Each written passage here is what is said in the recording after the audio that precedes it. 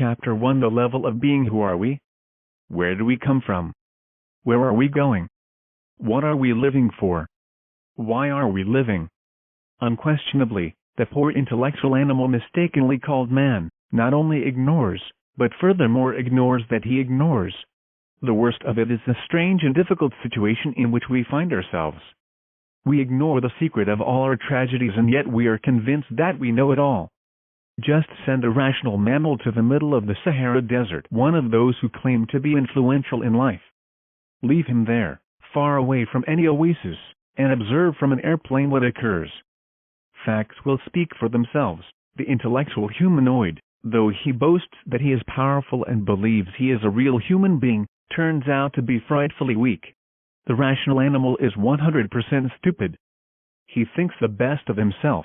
He thinks he can develop his potential via kindergarten, good manners, elementary and secondary schools, diplomas, universities, the prestige of daddy, etc.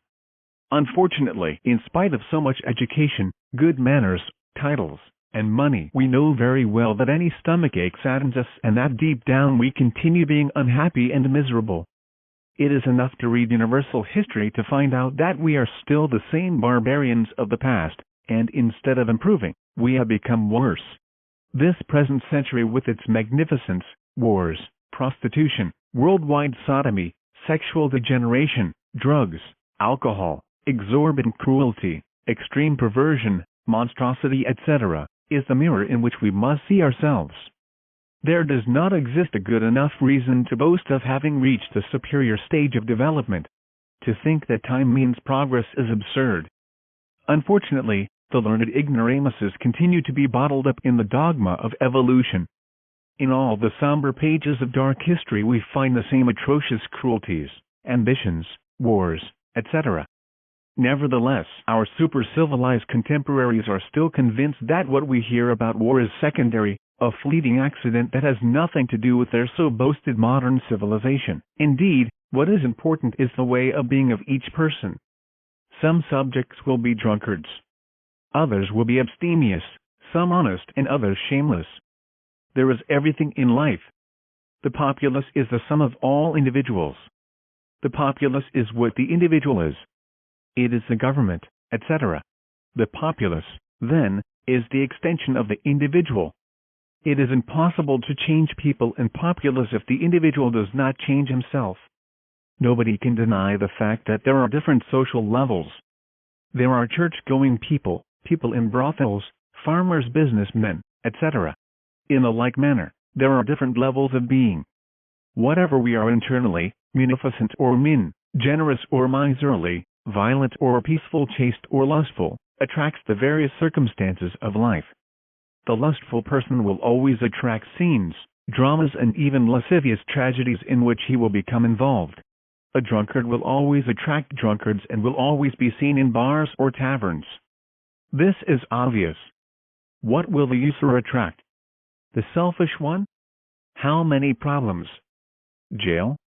Misfortunes? Nonetheless, frustrated people, tired of suffering, want to change, to turn the page of their history.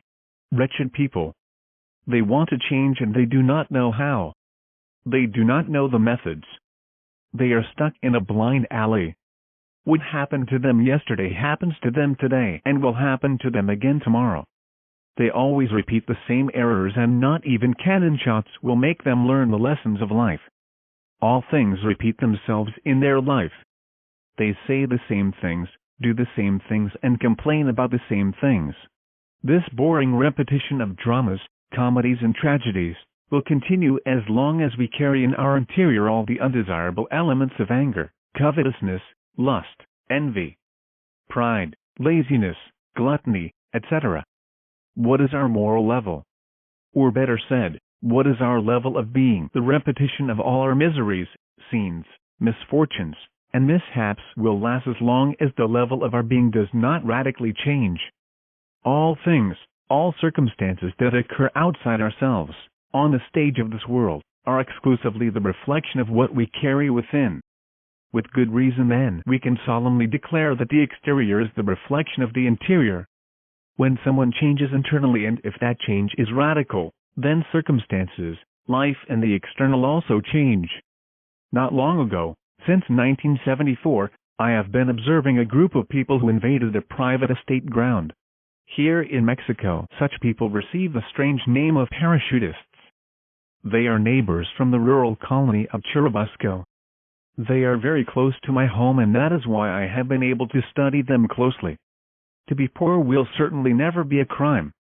However, their serious problem does not lie in poverty but rather in their level of being. They fight amongst themselves daily, get drunk, insult each other, become the murderers of their own companions who share their misfortunes, and live in filthy huts where hatred reigns instead of love. Many times I have pondered on the fact that if any one of them would eliminate from his interior hatred, anger, lust, slander, drunkenness, cruelty, egoism, calumny, envy, conceit, pride, etc., he would please other people, and by the simple law of psychology affinities, he would associate with more refined and spiritual people. These new relationships would definitely bring about an economical and social change. This would be the way out of the pigsty, the filthy sewer for this individual. Therefore, if we really want a radical change, the first thing we must understand is that each one of us, whether black or white, yellow or brunette, ignorant or erudite, etc., is at one level of being or another. What is our level of being? Have you ever reflected upon this?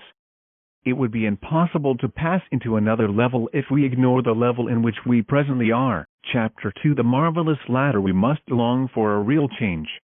We must get out of this boring routine, out of this purely mechanical and wearied life. What we must first clearly understand is that each one of us is at one level of being or another. The level of being of the drunkard is different from that of the abstemious, and the level of being of the prostitute is different from that of the virgin. What we are stating here is indisputable, irrefutable.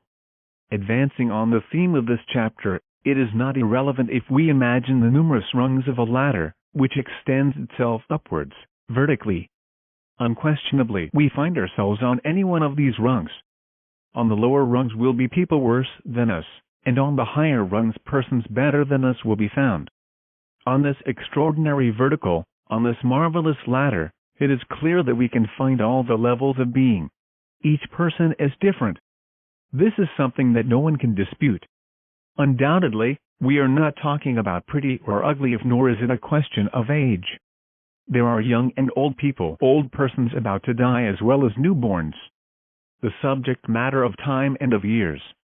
That matter of being born, of maturing, developing, marrying, reproducing and aging is exclusively of the horizontal.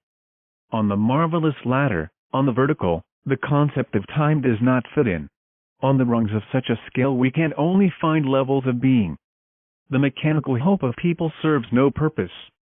They think that with time things will get better. Our grandfather and great-grandfathers thought that way. However, facts have arrived to precisely demonstrate the opposite of this. What counts is the level of being, and this is vertical. We are on a rung, but we can climb to another rung. The marvelous ladder of which we are talking about and which concerns the different levels of being certainly has nothing to do with linear time. A higher level of being is directly above us from moment to moment. It is not in any remote horizontal future but here and now within our own selves, on the vertical. It is ostensible and anyone can understand that the two lines, horizontal and vertical, intersect from moment to moment in our psychological interior and form a cross. The personality develops and unfolds on the horizontal line of life. The personality is born and dies with its linear time. It is mortal. A tomorrow does not exist for the personality of the dead person. The personality is not the being. The levels of being are not of time. Since the being himself is not of time, he has nothing to do with the horizontal line. He is found within our own selves, now, on the vertical. It would be absurd, obviously, to look for our own being outside of ourselves. Therefore, it is not irrelevant to establish the following as a corollary: titles, ranks, promotions, etc. in the external physical world cannot in any way originate authentic exaltation, re-evaluation of the being, or a move to a higher rung in the levels of being. Chapter 3: Psychological Rebellion. It is not irrelevant to remind our readers that a mathematical point exists within ourselves. Unquestionably such a point is never found either in the past or in the future. Whosoever wants to discover that mysterious point must look for there and now within oneself at this exact moment, not a second earlier, not a second later. The two horizontal and vertical lines of the Holy Cross intersect at this point. Thus, we find ourselves from moment to moment before two paths, the horizontal and the vertical. It is evident that the vertical is different. It is the path of intelligent rebels, of revolutionaries. It is apparent that the horizontal path is too base. My buddy and everybody travel it, by those who are juvenile and those who are senile. When one remembers oneself and works upon oneself, when one does not become identified with all the problems and sorrows of life, it is a fact that one is traveling along the vertical path. Certainly, it is never an easy task to eliminate negative emotions, to lose all identification with our trend of life, with all types of problems, with business, debts, loan payments, mortgages, telephone, water and power payments, etc. The unemployed ones, those who have lost their position or job for one reason or another, evidently suffer because of lack of money, and for them to forget their situation and not worry or identify themselves with their own problem becomes tremendously difficult. Those who suffer and those who cry, those who have been victims of some betrayal or injustice, victims of ingratitude, calumny, fraud, really do forget themselves. They forget their inner being. They identify themselves totally with their moral tragedy. The work on oneself is the fundamental characteristic of the vertical path. Nobody treads upon the path of the Great Rebellion if he never works on himself. The work to which we are referring is of a psychological nature. This work deals with a certain transformation of the moment in which we find ourselves. We need to learn to live from moment to moment.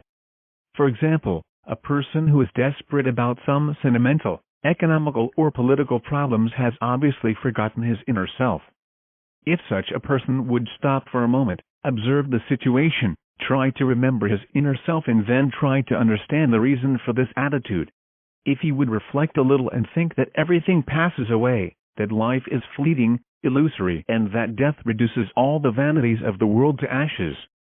If he would understand that his problem in reality is nothing more than a worthless flame and soon dies, he would suddenly see with great surprise that everything has changed. It is possible to transform mechanical reactions through logical confrontation and the intimate auto-reflection of the being. It is evident that people react mechanically when faced with the diverse circumstances of life.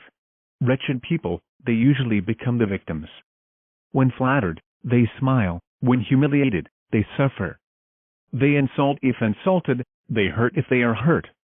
They are never free. Their fellow men have the power to drive them from happiness to sadness, from hope to despair. Each of these persons traveling along the horizontal path is similar to a musical instrument on which each of his fellow men can play the tune he wishes to. Whosoever learns how to transform mechanical reactions is in fact entering onto the vertical path. This represents a fundamental change in the level of being, an extraordinary result of the psychological rebellion,